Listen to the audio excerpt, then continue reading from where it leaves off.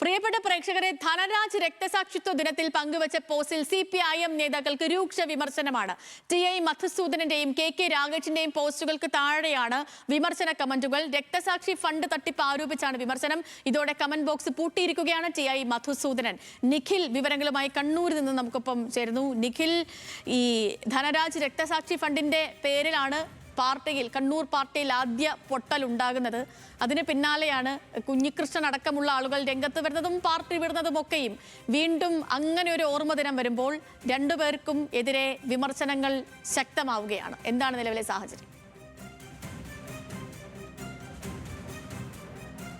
സേതു, തീർച്ചയായും രക്തസാക്ഷി ധനരാജിന്റെ അനുസ്മരണ പോസ്റ്റുകളുമായി TI മധുസൂദനും KK രാഗേഷും ഫേസ്ബുക്കിൽ രംഗത്ത് വന്നതിന് പിന്നാലെ വലിയ വിമർശനങ്ങളാണ് ഇരുവർക്കും നേരിടേണ്ടി വരുന്നത്.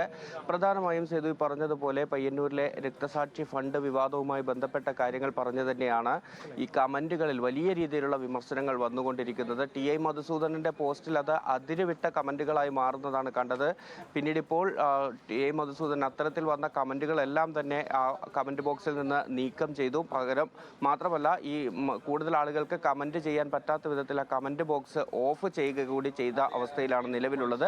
സമാന സാഹചര്യമാണ് KK രാഗേഷുമായി ബന്ധപ്പെട്ടുമുള്ളത്. KK രാഗേഷ് ഇന്നലെ രാത്രിയാണ് പോസ്റ്റ് ഇട്ടത്. ആ പോസ്റ്റിനടിയിൽ മുഴുവനായും വരുന്ന കമന്റുകൾ ഈ നിലയ്ക്ക് ഈ പയ്യന്നൂർ ഫണ്ട് വിവാദവുമായി ബന്ധപ്പെട്ടാണ്. ഫണ്ട് തിരിമറിക്ക് കൂട്ടുനിന്നയാൾ എന്ന രീതിയിലടക്കം KK രാഗേഷിനെ വിമർശിച്ചുകൊണ്ട് നിരവധി കമന്റുകളാണ് ഈ പോസ്റ്റിന് താഴെ വരുന്നത്. ഏതായാലും പയ്യന്നൂരിലെ വലിയ വിവാദത്തിന് വഴിവെച്ച ഈ രക്തസാക്ഷി ഫണ്ട് വിഷയം ഇപ്പോഴും കത്തി നിൽക്കുന്നു എന്നുള്ളത് തന്നെയാണ്. ഇന്ന് ധനരാജ് അനുസ്മരണ പരിപാടികൾ ഉൾപ്പെടെ സംഘടിപ്പിച്ച CPIM മുന്നോട്ട് പോവുകയാണ്. അതിനിടയിലാണ് പയ്യന്നൂരിൽ നിന്നുള്ള CPIMന്റെ ഏറ്റവും ശക്തനായ നേതാവായ TI മധുസൂദനൻ അദ്ദേഹത്തിന്റെ ഫേസ്ബുക്ക് പോസ്റ്റിന് കീഴിൽ ഈ ധനരാജിന്റെ പേരിൽ തന്നെയുള്ള ഇത്തരത്തിലുള്ള വലിയ വിമർശനങ്ങൾ വരുന്നത്. സമാനമായി CPIMന്റെ കണ്ണൂർ ജില്ലാ സെക്രട്ടറിയും വലിയ വിമർശനങ്ങൾ ഈ വിഷയത്തിൽ ഏറ്റുവാങ്ങിക്കൊണ്ടിരിക്കുകയാണ്. ശരി.